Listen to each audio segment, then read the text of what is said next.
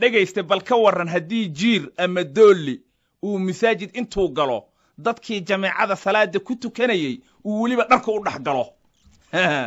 sheekadaas waxay ka dhacday magaalada Casablanca ee dalka Morocco yaanan idinka dilin ee Cabdullaahi haynoo faaqido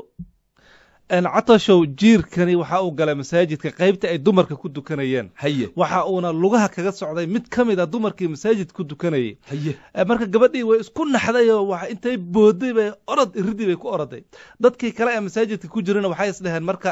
أرنتاني وأمي ويرجحن ضدك ورن مركز كلا لما أوجن إنه جيري هاي ولا ما أوجن إنه جيري هاي والله يسوى بورتي dadkii baa istaraaray ilaa 80 ruuxa ku dhaawacmatay oo isbitaalka la daaweynay oo dumar u badan waxayna ka dhacday masaajidka Xasan Athani loo yaqaan ee dalkaasi masaajidka ugu weyn ah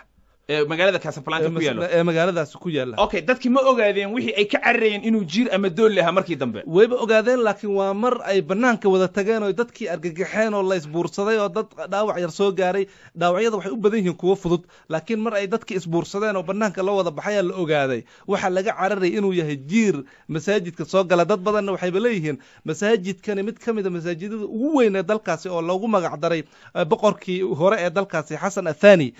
sidee buu jiir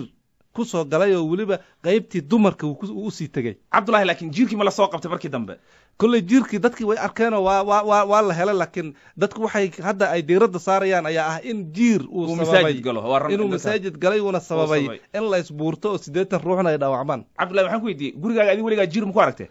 kulli aan hadda Nairobi dabaqan deganahay markii jiir waa raadinayna dalxiis u tagi lahayn meeluhu jooga hadii lagu arko